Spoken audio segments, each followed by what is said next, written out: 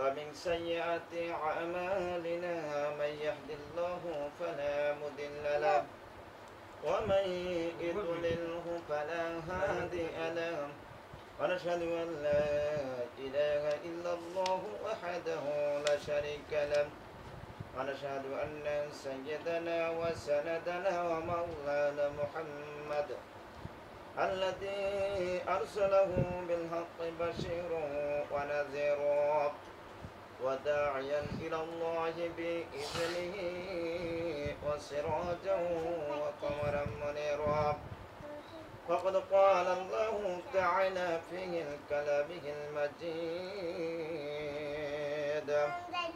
وفرقانه الحميد أعوذ بالله من الشيطان الرجيم بسم الله الرحمن الرحيم قد أفلح المؤمنون الذين هم في صلاتهم خاشعون لكن الآية فقال رسول الله صلى الله عليه وسلم بني الإسلام على قد شهدت أن لا إله إلا الله وأن محمدا عبده ورسوله وإقام الصلاة وإيتاء الزكاة والحج وصوم رمضان رواه البخاري إن الله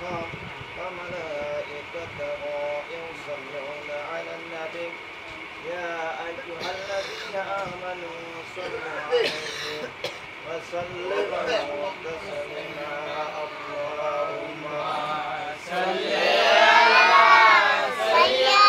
سيدنا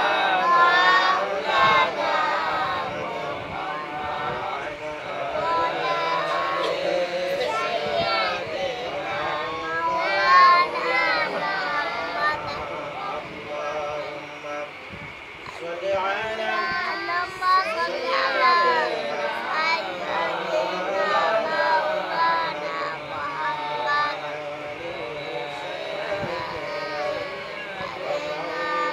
مولانا محمد اللهم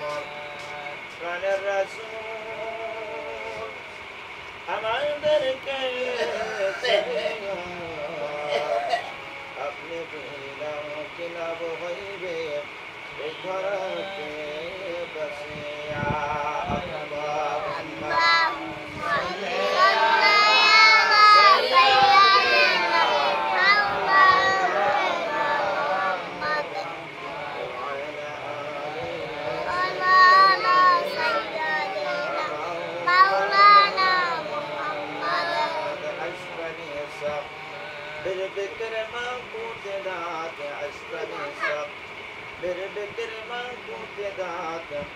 أنت يونس لما يباع جدات اللهم صل على سيدنا مولانا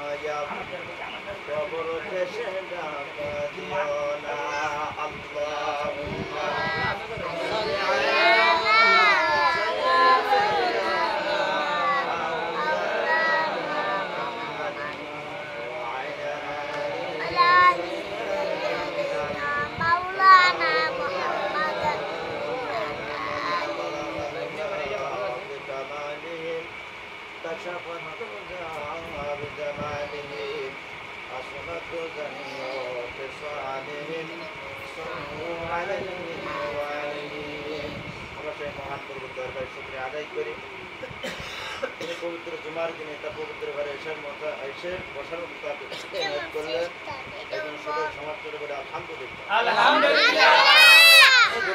পাঠ করতে বিশ্ব নবীর প্রতি যে নবীজিকে সৃষ্টির কারণে আমরা মহাগ্রন্থ কোরআনের মতো কিতাব আমরা আমাদের হাতে পেয়েছি। সকলে বলি জনাবে মুহাম্মদ রাসূলুল্লাহ সাল্লাল্লাহু আলাইহি ওয়াসাল্লাম। আমরা আলোচনা করে আসছিলাম মুমিনের 7 নম্বর গুণ প্রসঙ্গ। কয় নম্বর গুণ? 7 নম্বর। 7 নম্বর এই টাকাটা ওখানে বলেন সব এখন গরম আছে। লা ইলাহা ইল্লাল্লাহ লা ইলাহা ইল্লাল্লাহ লা ইলাহা ইল্লাল্লাহ লা ইলাহা ইল্লাল্লাহ লা ইলাহা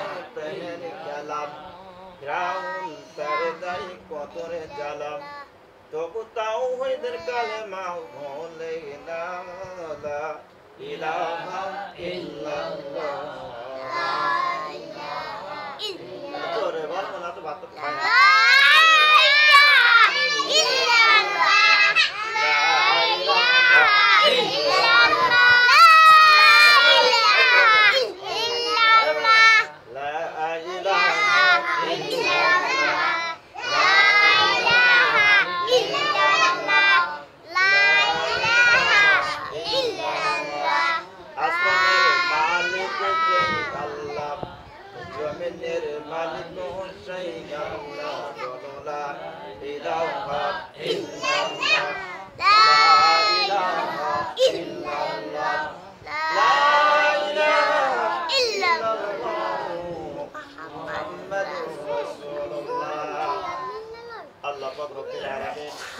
মুমিনদের যে গুণের কথা বলেছেন তার ভিতরে একটা গুণ হলো যারা নামাজ পড়বে আল্লাহ পাক সুবহানাহু ওয়া তাআলা বলে দিলেন যে যারা নামাজ সঠিকভাবে আদায় করতে পারবে এই নামাজ তাদেরকে পাপ থেকে মুক্ত করে দেবে। সুবহানাল্লাহ সুবহানাল্লাহ। আল্লাহ পাক সুবহানাহু ওয়া তাআলা কুরআন হাকিমের ভিতরে ইরশাদ করলেন ইন্নাস সালাতা তানহা আনিল ফাহশাই ওয়াল মুনকার। এর অর্থ হইতেছে যে নিশ্চয়ই নামাজ মুমিনদের পাপ কাজ থেকে বিরত রাখে, মুমিনদের পাপ কাজ থেকে বিরত রাখে। এখানে বোঝা গেল নামাজ যদি আমার সঠিক হয়ে যায় তাহলে আল্লাহ পাকের রহমতে আমরা পাপ থেকে দূরে থাকতে পারবো। আর যতক্ষণ পর্যন্ত আমার সঠিক সহিষ্ণুভাবে আদায় না হবে ততক্ষণ পর্যন্ত মুমিন পাপ থেকে রেহাই পেতে পারবে না। এখানে বোঝা গেল নামাজ সঠিকটা সবই সঠিক, নামাজ সঠিকটা সবই সঠিক, নামাজটা বন্ধে চলবে। এই জন্য তাফসীর কারকেরা ব্যাখ্যা দিয়েছেন এই আয়াতে কারিমার ব্যাখ্যায় বললেন যে অবশ্যই অবশ্যই সালাত সকল প্রকার ওয়াজিব ওহিত কাজ থেকে বিরত রাখে। আমরা সেটা তাহলে এখানে বোঝা গেল আল্লাহ পাক বললেন যে নামাজ সকল বেহাপানা কাজ থেকে কি করে মানুষকে বিরত রাখে, মানুষকে কি রাখে বিরত রাখে। এখন আমরা তো নামাজ পড়ি কিন্তু আমাদের এই নামাজে তো আমাদের বিরত রাখতে পারছি নামাজ হয় না। তাহলে এখানে বোঝা গেল আমাদের নামাজ এর ভিতরে ত্রুটি আছে, কি আছে ত্রুটি আছে, সঠিকভাবে আদায় হচ্ছে, যার কারণে আমরা আমাদের পাপকে আমরা কি পাপ থেকে বাঁচতে পারছি না। এই আয়াতের ব্যাখ্যায় বলা হয়েছে সালাত নাকি উদ্দেশ্য নিয়ে মুফাসসিরদের থেকে দুই ধরনের বক্তব্য পাওয়া যায়। এক নম্বর হলো অধিকাংশের মতে as-সালাত করা নামাজই উদ্দেশ্য, যেমন আনাস ইবনে মালিক রাদিয়াল্লাহু তাআলা আনহু থেকে বর্ণিত, তিনি বলেন রাসূল পাক সাল্লাল্লাহু আলাইহি ওয়াসাল্লাম বলেছেন মাল্লাম তানতাহি দুআ সালাতাহি সালাতাহু আনিল ফাহশাই ওয়াল মুনকার والمنكر لم يزداد من الله إلا بعدا। নবী সাল্লাল্লাহু আলাইহি সাল্লাম আমার বললেন যে ইবনে ওমর রাদিয়াল্লাহু তাআলা বলেন সালাত দ্বারা কুরআন উদ্দেশ্য, কি উদ্দেশ্য কুরআন উদ্দেশ্য।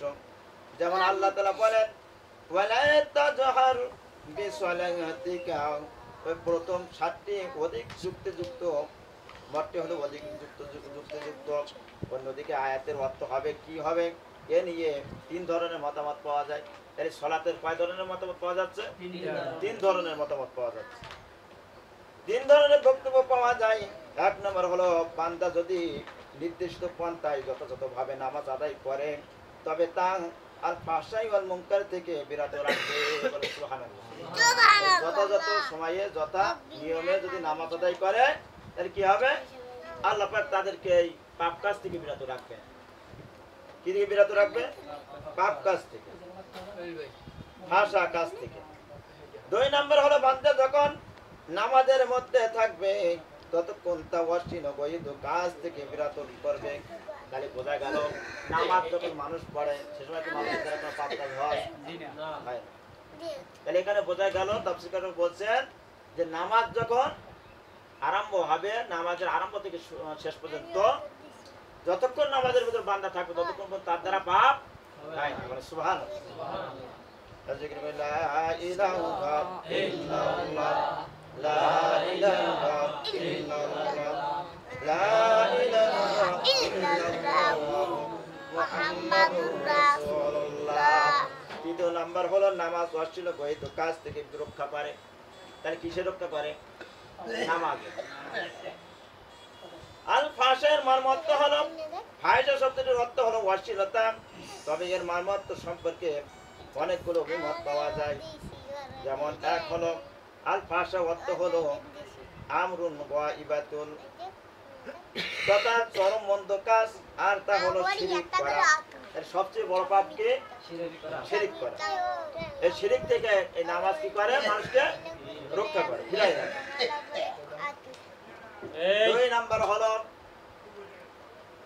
হযরত আব্দুল্লাহ ইবনে আব্বাস রাদিয়াল্লাহু তাআলা আনহু ও মুজাহিদ রাহমাতুল্লাহি আলাইহি বলেন, ইয়া তাওয়াফুহুম বিল নাবিন বিল বাইতি আযয়ানা, তথা উলঙ্গ অবস্থায় কাবাঘর তওয়াফ করা। দ্বিতীয় নম্বর কি? কাবাঘর তওয়াফ করে, উলঙ্গ অবস্থায় তওয়াফ করে। এটা কি? সবচেয়ে বড় কাজ। কাবাঘর তওয়াফ করা কি? উলঙ্গ অবস্থায় তওয়াফ করা বড় কাজ, বড় গুনাহ। বড় কি? গুনাহ। এই গুনাহকে কারা করত? জাহেলিয়াত যুগে মুশরিক যারা ছিল, মূর্তি পূজক যারা ছিল, এই কাজ করত।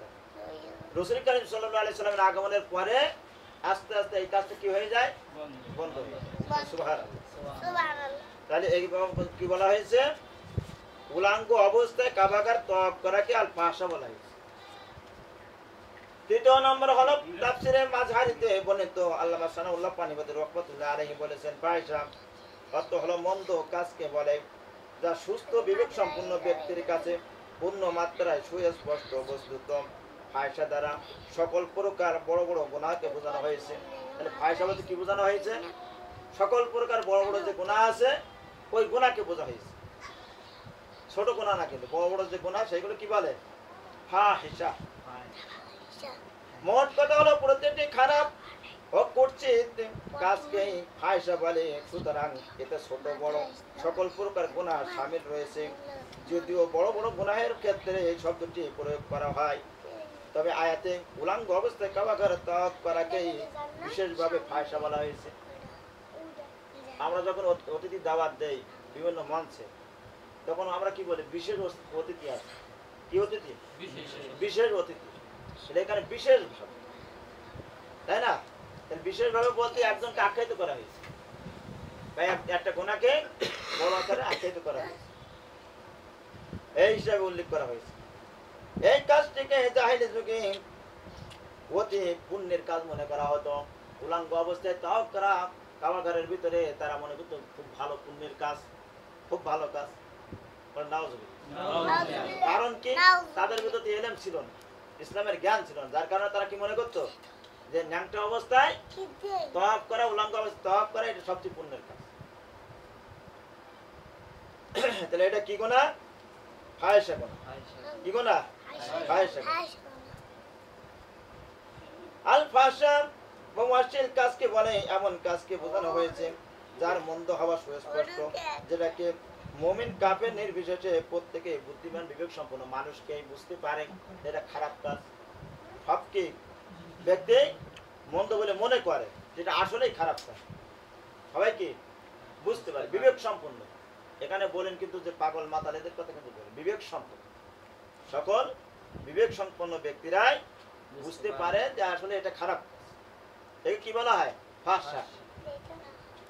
যেমন ব্যভিচার, অন্যায়ভাবে হত্যা করা, চুরি ডাকাতি ইত্যাদি করাকে ফাহশা বলে। তাই মানুষকে হত্যা করা এটা কি? ফাহশা। চুরি করা কি? ফাহশা। ডাকাতি করা কি? ফাহশা। তাহলে এখানে বোঝা গেল সবচেয়ে বড় ঘৃণিত কাজ এবং বড় পাপের কাজ, নাকি বলে? এই কাজ যারা করে, ধরেন ডাকাতি করেন, একজনের মাল সম্পদ আমি অন্যায় ভাবে জুলুম করে নিয়ে আসলে ওই মানুষটা কি তার জন্য ভালো দোয়া করে না খারাপ দোয়া করে? যখন ওই ব্যক্তিরা আইটি না পারে, তাদের কাছে বল প্রয়োগ করে না পারে, যখন চলে যায় তখন আল্লাহর কাছে ফরিয়াদ জানায়, আল্লাহ রাব্বিল আলামিন আমার কাছ থেকে যেমন ভাবে জোরপূর্বক আমার মাল সামানকে নিয়ে গেছে, আল্লাহ ওদের পথে ঘাটে নদী এবং রাস্তাঘাটে সব জায়গায় যেখানে হোক আল্লাহ ওদেরকে তুমি পাকড়া করো, ওদেরকে তুমি শাস্তি দিও। আর যদি তাও যদি না বলে, বলে আল্লাহ দুনিয়ায় যদি শাস্তি না হয় পরকালে অবশ্যই তুমি এর বিচার করো, ঠিক কিনা? তাহলে এই বদ্ধ মানুষের লাগে কিনা?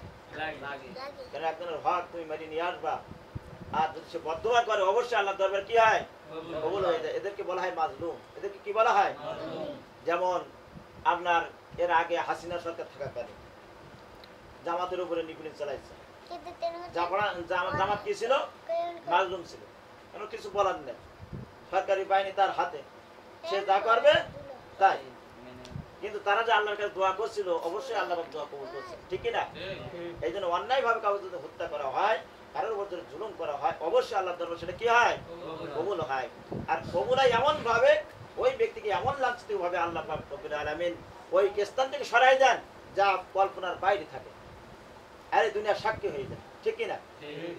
এই জন্য আমার ভাইরা, এর থেকে আমাদের কি হতে হবে? নিজেকে আত্মরক্ষা করতে হবে, এই সমস্ত কাজে জড়িত হওয়া যাবে না। কারণ যে জড়িত হবে তাদের মাল সামান যে বই দেবে, তাও একই অপরাধে অপরাধী হবে, ঠিক কিনা? জিকির করি লা ইলাহা ইল্লাল্লাহ, লা ইলাহা ইল্লাল্লাহ, লা ইলাহা ইল্লাল্লাহ, মুহাম্মাদুর রাসূলুল্লাহ। মুনকার এর মর্ম হলো, আল মুনকারের অর্থ হচ্ছে অসৎ কাজ। এর মুনকার শব্দের অর্থ কি? অসৎ কাজ। আর ইসলাম যে সব কাজের প্রতি নিষেধাজ্ঞা আরোপ করেছে, জারি করেছে, তাকেই বলা হয় মুনকার। আর কি বলা হয়? মুনকার দ্বারা যেসব কাজ, সেসব কাজের উদ্দেশ্য। কেউ কেউ বলেন যে রাসূল পাক সাল্লাল্লাহু আলাইহি ওয়াসাল্লাম যেসব কাজকে অবৈধ ঘোষণা করেছেন সেগুলোকেই বলা হয় আল মুনকার। রাসূল পাক সাল্লাল্লাহু আলাইহি ওয়াসাল্লাম যেগুলো নিষেধ করেছেন তাকে বলা হয় মুনকার, আর যেগুলো আদেশ করেছেন সে কি বলা হয়? ভালো কাজ বলা হয়। কি বলা হয়? ভালো কাজ। আর যেগুলো নিষেধ করছেন সেগুলো বলা হয় মন্দ কাজ। 3 নম্বর হলো এর অন্তর্ভুক্ত হলো মুনকার অন্তর্ভুক্ত এই কাজগুলো। 3 নম্বর হলো কতিপয় আলেমের মতে ইসলামী শরীয়তে যা সমর্থিত নয় এবং যা বিবেক সম্মত নয় তাকে বলা হয় মুনকার, এর অন্তর্ভুক্ত করা হয়েছে। তাহলে বোঝা গেল শরীয়তে যে বিধিনিষেধ আছে, সেই বিধিনিষেধের ভিতরে যে কাজগুলো পড়ে সেই কাজগুলোকে কি বলা হয়? আল মুনকার। 4 নম্বর হলো আবার অনেকের মতে শরীয়ত গৃহীত যাবিত অবৈধ কথা ও কাজ যার প্রতি আল্লাহ তাআলা ও তদিয়া রাসূল অসন্তুষ্ট তাকেই বলা হয় মুনকার। বলেন আউযুবিল্লাহ। রাসূল যার প্রতি অসন্তুষ্ট তার কি কোনো লাইন আছে? বাসা জি না। কারণ রাসূল যেখানে অসন্তুষ্ট, আল্লাহ তার প্রতি অসন্তুষ্ট। এইজন্য এসব কাজ যারা মুমিন হবে, এই সমস্ত কাজ তাদের ভিতর থাকবে। যারা মুমিন দাবি করবে কি হবে? এই সমস্ত কাজ তাদের ভিতর থাকবে। 5 নম্বর হলো যেসব কাজ সর্বসাধারণের নিকট মন্দ হিসেবে বিবেচিত তাই হলো মুনকার। তাই সকল মানুষের কাছে যেটা মন্দ বলে বিবেচিত হয়েছে সেটাই হলো মুনকার, খারাপ কাজ। সেটা কি? খারাপ কাজ, সেটাই হলো মুনকার। তাহলে মুমিন হলে এই কাজ কি তাকে করা যাবে না, এর থেকে বিরত থাকতে হবে। 6 নম্বর হলো কারকরের মতে সকল প্রকার পাপ কর্মকে আল মুনকার বলা হয়। এর সকল প্রকার যত পাপ আছে দুনিয়ার ভিতরে সমস্ত পাপকে কি বলা হয়? মুনকার। 7 নম্বর হলো আল মুনকার বলা হয় ওই সমস্ত কাজকে যা হারাম ও অবৈধ বলে এই ব্যাপারে শরীয়ত বিশারদগণ একমত পোষণ করেছে। তাই শরীয়ত যেটা যারা বিশারদ আছে মুফতি সাহেবেরা তারা যেটাকে প্রাধান্য দিয়েছে এটা আসলে মন্দ কর্ম, সবাই সম্মতি দিয়েছে, এই কাজটাই কি মুনকার, খারাপ কাজ, একে বলা হয় কি আল মুনকার। এবার আছেন ইকামাতিস সালাহ। এবার কি ইকামাতিস সালাহ, ইকামাতিস সালাহ কাকে বলা হয়? এই প্রসঙ্গে এর পরিচয় হলো ইকামাতিস সালাহের অর্থ হলো নামাজ প্রতিষ্ঠা করা। তাহলে বোঝা গেল নামাজ পড়ার কথা এখানে বলেন। ইকামাতিস সালাহ অর্থ হলো নামাজ প্রতিষ্ঠা করা। এই রাষ্ট্রের ভিতরে, রাষ্ট্র প্রধান থেকে শুরু করে সমস্ত সমাজের ভিতরে, সমস্ত জেলার ভিতরে, সমস্ত থানার ভিতরে, সমস্ত ইউনিয়নের ভিতরে, সমস্ত ওয়ার্ডের ভিতরে সরকারের আইন অনুপাতে নামাজ প্রতিষ্ঠিত হবে। কেউ নামাজ বিনে ঘুরে ফিরিয়ে বেড়াইতে পারবে না, টাইম মতো নামাজ পড়া লাগবে। এটা কি ইকামাতিস সালাহ। আপনি নামাজ পড়েন, আপনার পরিবারকেও নামাজ পড়ার জন্য বাধ্য করা লাগবে। এটাই কি বলা হয় ইকামাতিস সালাহ। লা ইলাহা ইল্লাল্লাহ, লা ইলাহা ইল্লাল্লাহ, লা ইলাহা ইল্লাল্লাহ, মুহাম্মাদুর রাসূলুল্লাহ।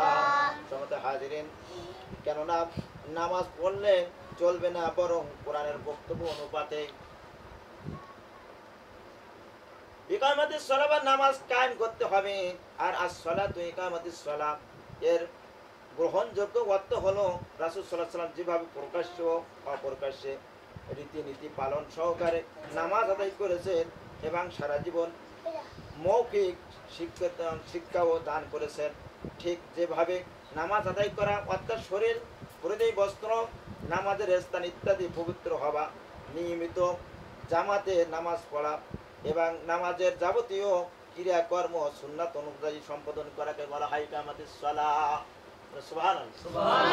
এটা বোঝা গেল রাসূল পাক সাল্লাল্লাহু আলাইহি ওয়াসাল্লাম যে শরীয়ত দিয়ে গেছেন, যে নিয়ম নির্দেশনা দিয়ে গেছেন, সেই অনুপাতে সমস্ত কাজ সম্পাদন করার নাম হলো ইকামাতিস সালাহ।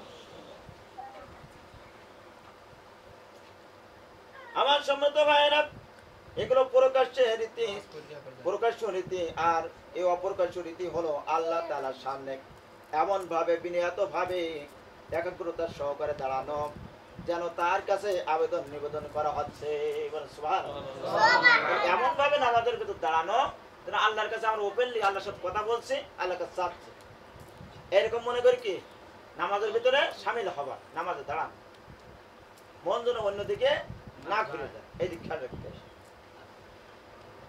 যে অবস্থায় আল্লাহর পক্ষ থেকে, যে আল্লাহর পক্ষ থেকে আপনা আপনি সৎকর্মের তাফিক পাবে প্রাপ্য হয় এবং যাবতীয় গুনাহ থেকে বেঁচে থাকার তাফিক পাওয়া যায়। তাহলে এই অনুপাতে যদি কেউ নামাজ আদায় করে তাহলে কি হবে? সমস্ত পাপ থেকে আল্লাহ তাকে বাঁচায় রাখবে এবং সে একটা সঠিক মানুষ হবার তাফিক পেয়ে যাবে। সকল প্রকার পাপ ও মন্দ কাজে থেকে বেঁচে থাকার উপায় হলো নামাজ, কারণ নামাজ ভিন্ন কোনো পাপ থেকে কেউ বাঁচতে পারবে না। কিন্তু অনেক জায়গায় যে পরে নামাজ না পড়লেও হয়, আগে ইমান ঠিক না, হ্যাঁ, এরা কি ভুল লিখেছে তো স্বীকার করবে না, কোরআন ভুল বলছে, কোনটা সঠিক? কোরআনে যেটা বলা হচ্ছে, রাসূল যেটা বলছেন সেটাই হলো সঠিক, নাকি? কারণ শুনো কথাই মন দেওয়া যাবে, নামাজ বাদ দিয়ে কেউ কোনোদিন পাপ থেকে বাঁচতে পারে? বাঁচতে পারবে। যেহেতু আল্লাহ পাক তার প্রমাণ দিচ্ছে যে নামাজ তোমাদেরকে কি করে, অসৎ কাজ থেকে বাঁচাই রাখে। তবে কখন বাঁচাবে? যখনই তোমার নামাজটা পরিপূর্ণভাবে সুন্নাত কায়দায় আল্লাহর হুকুম অনুপাতে আদায় হবে, তখনই তুমি পাপ থেকে বাঁচতে পারবে। সুবহানাল্লাহ। আল্লাহ পাক রব্বুল আলামিন এই প্রসঙ্গে ইরশাদ করলেন, ইন্নাস সালাতা তানহা আনিল ফাহশাই ওয়াল মুনকার, অর্থাৎ নামাজ অশ্লীল বহিত কাজ থেকে তথা সকল প্রকার পাপ থেকে ফিরায়। কথাটা কার? আল্লাহ পাক সুবহানাহু ওয়া তাআলা। লা ইলাহা ইল্লাল্লাহ, লা ইলাহা ইল্লাল্লাহ, লা ইলাহা ইল্লাল্লাহ, লা ইলাহা ইল্লাল্লাহ, লা ইলাহা ইল্লাল্লাহ, মুহাম্মাদুর রাসূলুল্লাহ। শুনতে হাজিরিন, সুতরাং যে ব্যক্তি নামাজ পড়া সত্ত্বেও গুনাহ থেকে বাঁচে না, বুঝতে হবে যে তার নামাজের মধ্যে ত্রুটি বিদ্যমান। ইমরান ইবনে হুসাইন রাদিয়াল্লাহু তাআলা আনহু হতে বর্ণিত আছে যে মাল্লাম তানহু সালাতুহু আনিল ফাহশাই ওয়াল মুনকারি ফালা সালাতা লাহু, অর্থাৎ যে ব্যক্তিকে তার নামাজ অশ্লীল বহিত কাজ থেকে বিরত রাখে না, তার নামাজ হয় না। কথাটা কার? রসুলের কথা। কার কথা? রসুল পাক সাল্লাল্লাহু আলাইহি ওয়াসাল্লামের সাহাবীর কথা, রসুলের কথা। তাহলে এখানে বোঝা গেল এটা কারো ব্যক্তিগত কথা না, এটা কারো ব্যক্তিগত কথা না, কারো গাজরের কথা। তাহলে যার নামাজ হবে না তার কি পাপ থেকে সে বাঁচতে পারবে? এক কথা। এক প্রশ্নের উত্তর দেওয়া আছে না, মানে এক বাক্যে উত্তর দাও, এক কথায় প্রকাশ করো। এটা এক কথায় প্রকাশ করেছে আল্লাহ পাক সুবহানাহু ওয়া তাআলা তার হাবিব, যে নামাজ যার সঠিক তার সব সঠিক হয়ে গেল, তার পাপ থেকে বাঁচার উপায় হয়ে গেল। আর নামাজ যার সঠিক হলো না সে পাপ থেকে কি করতে পারবে না? বাঁচতে পারবে না। আব্দুল্লাহ ইবনে মাসউদ রাদিয়াল্লাহু তাআলা আনহু বর্ণিত আছে, যে ব্যক্তি তার নামাজের আনুগত্য করে না, তার নামাজ কিছুই না বলা বাহুল্য, অশ্লীল বৈধ কাজ থেকে বিরত থাকাই নামাজের আনুগত্য। তাহলে খারাপ কাজ থেকে বিরত থাকা হলো কি? নামাজের আনুগত্য। ইবনে আব্বাস রাদিয়াল্লাহু তাআলা আনহু রাসূলের চাচা, একে বলা হয়েছে রাইসুল মুফাসসিরিন বলা হয়। কি বলা হয়? তাফসীর ইবনে আব্বাস বলে একটা তাফসীর আছে রাসূল সাহাবীদের লেখা, বা আব্দুল্লাহ ইবনে মাসউদের লেখা। এনাদের কি বলা হয়? রাইসুল মুফাসসিরিন, মানে এনাদের উপরে কোনো মুফাসসির দুনিয়ার বুকে হয়নি, হবে না, হয়নি, হবে না। তাদেরকে কি বলা হয়? রাইসুল মুফাসসিরিন। তাহলে এখানে বোঝা গেল তাফসীরটা কি রাসূল সাহাবীদের আমল থেকেই শুরু হয়েছে। ব্যাখ্যা বিশ্লেষণ। তিনি বলেন নামাজ তাকে সৎ কাজ করতে এবং অসৎ কাজ হতে বেঁচে থাকতে উদ্যত করে না। যার করে না তার নামাজ তাকে আল্লাহ থেকে অনেক দূরে সরাই দিয়ে যায়। আব্দুল্লাহ ইবনে মাসউদ কি বললেন? যেই ব্যক্তির নামাজে অসৎ কাজ থেকে দূরে রাখে না, অসৎ কাজ থেকে সরাই রাখে না, সরাতে উদ্যত করে না, খারাপ কাজ ছাড়তে উদ্যত করে না, ওই ব্যক্তি কি হয় না? রসুলের উম্মাত থেকে, উম্মতের ভিতর থেকে এবং আল্লাহ থেকে অনেক দূরে সরে যায়, অনেক দূরে সরে যায়। কিন্তু অনেক ব্যক্তি আমার এখানে আছে যারা মাছ ধরে নদীর ভিতরে, তারা তো অনেকে জুমা ফেল করে, বাতক্য তো পড়ে কিনা আল্লাহ জানে, দু একজন হয়তো পড়তে পারে। আর অধিকাংশ মানুষ কি করে? জুমা ফেল করে। তাহলে এখানে কি হবে? এদের উপায় কি?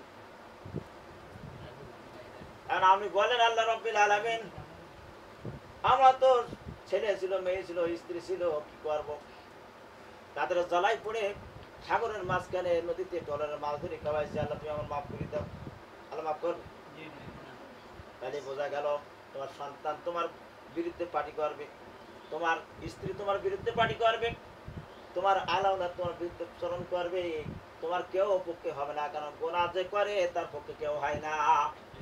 তার একটা চাক্ষুষ প্রমাণ দেয়, দুনিয়ার ভিতর কেউ যদি আসামি হয়, যতই সে ভালো আপনজন হোক না কেন, যখন ওই আসামিকে ধরে, পুলিশে ধরে নিতে আসে, তখন কিন্তু তারা পালায়, তার সামনে যায় না। কারণ কি? আমি যদি সাক্ষী দিতে যাই, ওর পক্ষে কথা বলতে যাই, তাইলে পরে আমারও ধরে নিয়ে যেতে পারে, ঠিক না? তার প্রমাণ হলে। তাহলে এখানে বোঝা গেল দুনিয়ার জিন্দেগিতে যদি আপনার সাক্ষী হিসেবে তারা না দিতে চায়, সে মহান রব যিনি আপনাকে আমাকে সৃষ্টি করেছেন তার সামনে কি তারা বলবে? হ্যাঁ, সাক্ষী দেবে? কেউ বলবে যে আমার সোহেল বাগান লাভত দিলাম, ওর জান্নাত দেওয়ার, আমার জান্নাত দেব, বলবে? বলবে না। এখানে বোঝা গেল যে এই পাপ থেকে আমাদের কেউ রেহাই করতে পারবে না। এই জন্য বাপ ভাইরা, এর থেকে আমাদের বিরত থাকতে হবে। যথা সময়ে যেখানে থাকেন না কেন, নৌকায় থাকেন, ট্রলারে থাকেন, জাহাজে থাকেন, সেখানে নামাজ পড়ার চেষ্টা করতে হবে। কি করতে হবে? নামাজ পড়ার চেষ্টা করতে হবে। তোমার নামাজ ধরতে পারলেন না, আখিরি জোহরটা অন্তত পড়বেন। কি করতে হবে? আখিরি জোহরটা পড়ে নেবেন, তবু আল্লাহ পাক তাকে মাফ করবেন। কারণ সে ঝামেলার ভিতর ছিল, ফাইল বাচ্চা পোষার জন্য হয়তো আমার হুমকি একটু তরফ করে ফেলাইছে, আল্লাহ হয়তো তাকে মাফ করতেও পারে, ঠিক কিনা? এটা জিকির করলে লা ইলাহা ইল্লাল্লাহ, লা ইলাহা ইল্লাল্লাহ, লা ইলাহা ইল্লাল্লাহ, মুহাম্মাদুর রাসূলুল্লাহ। এটা আবু হুরায়রা রাদিয়াল্লাহু তাআলা আনহু থেকে বর্ণিত। আবু হুরায়রা চেনেন আপনারা? কিভাবে চেনেন? রাসূলের একজন সাহাবী, সেই হিসেবে নামে চিনি আমরা। কিভাবে চিনি? রাসূলের একজন জলিল কদর সাহাবী, সেই হিসেবে আমরা নামে চিনি যে আবু হুরায়রা একজন রাসূলের জলিল কদর সাহাবী, সেই হিসেবে চিনি। তিনিই বর্ণনা করছেন। আবু হুরায়রা রাদিয়াল্লাহু তাআলা থেকে বর্ণিত আছে, জৈনিক ব্যক্তি রাসূল পাক সাল্লাল্লাহু আলাইহি ওয়াসাল্লামের কাছে উপস্থিত হয়ে আরজ করলেন। কি করলেন? আরজ করলেন যে অমুক ব্যক্তি রাতে তাহাজ্জুদ পড়ে এবং সকালে চুরি করে, তিনি বললেন যে ইন্না সালাতা তানহা আনিল ফাহশা, অর্থাৎ নিশ্চয়ই নামাজ তাকে চুরি থেকে বিরত রাখবে। তাহলে সাক্ষী দিচ্ছে কে? আল্লাহর রাসূল। সাক্ষী দিচ্ছে কে? আল্লাহর রাসূল বলছেন ওই ব্যক্তি যতই চুরি করুক না কেন নামাজ একদিন না একদিন ওর থেকে বিরত রাখবে। বলে সুবহানাল্লাহ। তাহলে এখানে বোঝা গেল নামাজ ছাড়া ভালো হবার কোনো রাস্তা খোলা নাই। অনেকেই বলে যে আগে ঈমান ঠিক করি তারপর নামাজ পড়ছি, ওইরকম করতে করে মৃত্যু হয়ে যাবে, ঈমান আর ঠিক হবে না, নামাজের পড়া লাগবে, ঠিক কি না? এই জন্য এই চিন্তা ভাবনা করা যাবে। ইবনে কাসির রাহমাতুল্লাহ আলাইহি তাফসীরে কুরতুবীর ভিতরে বলা হয়েছে এই কথাগুলো কোন কোন রিওয়ায়াতে পাওয়া যায় কিছুদিন পরে সেই ব্যক্তি চুরির অভ্যাস পরিত্যাগ করে এবং তাওবা করে। তাফসীরে কুরতুবী। তাহলে এখানে বোঝা যায়, এখানে প্রমাণ পাওয়া যায় যে যে চুরি করে নামাজ দেখে চুরি থেকে ভালো করেছে। সুবহানাল্লাহ। একটি সন্দেহের জবাব। এখানে কেউ কেউ সন্দেহ করে যে অনেক মানুষকে নামাজের অনুভূতি হওয়া সত্ত্বেও বড় বড় গুনাহে লিপ্ত থাকতে দেখা যায়, এটা আলোচ্য আয়াতের পরিপন্থী নয় কি? এর জবাবে উলামা ইকরামের মতামত হলো কালবি ইবনে জুরাইজ রাহমাতুল্লাহ আলাইহি বলেন যে আয়াতের মর্ম হলো ইন্নাস সালাতা তানহা আনিল ফাহশাই ওয়াল মুনকার, অর্থাৎ তুমি যতক্ষণ নামাজে থাকবে ততক্ষণ নামাজ তোমাকে বিরত রাখবে, ওই খারাপ কাজ থেকে কি করবে? বিরত রাখবে। এটা কার কথা? আল্লাহ পাকের কথা। কার কথা? আল্লাহ পাকের কথা। দ্বিতীয় নম্বর হলো আল ফাহশা বলেন নামাজের উদ্দেশ্য হলো জিকির বা আল্লাহর স্মরণ। যে ব্যক্তি আল্লাহকে স্মরণ করে সে কম বেশ গুনাহ থেকে অবশ্যই বেঁচে থাকে। বলে সুবহানাল্লাহ। তাহলে যে নামাজ পড়ে অবশ্যই অবশ্যই কম বেশি কিছু গুনাহ থেকে কি করতে পারে? বিরত থাকতে পারে, বাঁচতে পারে। এটা হলো আল্লাহর রহমত। এটা কার রহমত? আল্লাহর অনুগ্রহ, আল্লাহর রহমত। নামাজ না পড়লে সে আরো বেশি বেশি গুনাহে পাপে লিপ্ত হতো। কেউ কেউ বলেন যে নামাজ বিরত রাখে না, বরং তা বিরত থাকার কারণ বা সবর সৃষ্টি করে। কেউ কেউ বলেন যে আয়াতের অর্থ হলো নামাজ বান্দাকে গুনাহ করতে বাধা প্রদান করে। সুবহানাল্লাহ। তার ভিতরে একটা কি বিবেক জাগ্রত হয় যায়, তাই তো নামাজ পড়বার আগে চুরি করি, ডাকাতি করি, যদি অন্যায় কাজ করি, মানুষ কি বল? এরা ওটা মনের ভিতরে আসে না? ধাক্কা দেয় না? মাথা যদি টুপি থাকে কার ফসল যদি চুরি করতে যায় মাথায় ধাক্কা দেবে না? চুরি করলেও সে কি করবে? মাথা টুপি দেওয়া খুলি না, পাঞ্জাবটা করে দেবে। চুরি মাথায় টুপিতে চুরি করা যায় না? তাই সেখানে কি করে? আল্লাহকে ভয় গেল, রসুলকে যে আমি না চুরি করে অন্যায় করব, কিন্তু রসুলের সুন্নাত পড়ে কিভাবে এই অন্যায় কাজ করবো? করা যাবে না, খারাপ হতে পারে। আমি এত বড় খারাপ হয়নি যে রসুলের সুন্নাত পড়ে চুরি করে, ঠিক কিনা? কিন্তু কাউকে বাধা প্রদান করা হলেই সে উক্ত কাজ হতে বিরত হবে এমনটা জরুরি নয়, কেননা কোরআন হাদিস মানুষকে গুনাহ করতে নিষেধ করে, কিন্তু মানুষ তার প্রতি ভ্রুক্ষেপ না করেই গুনাহ করে বসে। মানুষ এগুলো কি করে না? ভ্রুক্ষেপ করে না, মানে দাম দেয় না, এর প্রতি ভ্রুক্ষেপ করে, যার কারণে সে কি করে? পাপ কাজ করে। যদি সে প্রকৃতপক্ষে আল্লাহ রসুলকে মানত, আল্লাহকে যদি মানতে, তাহলে সে অন্যায় কাজ কখনো হতো না, করতে পারত না। যাই হোক, আল্লাহ পাক রব্বুল আলামিন যতটুকু আমি আলোচনা করেছি, আর সীমিত কিছু আলোচনা আছে এই মুমিনের 7 নম্বর গুণ প্রসঙ্গে। আমি যতটুকু আলোচনা করছি, আমি সহ প্রত্যেকটা জন আল্লাহ পাক সুবহানাহু ওয়া তাআলা সুন্দরভাবে যত সময় যত নিয়মে নামাজকে পরিপূর্ণ পড়ার তৌফিক দান করেন। সকল বলেন আমিন। আমিন। আসসালামু আলাইকুম ওয়া রাহমাতুল্লাহি।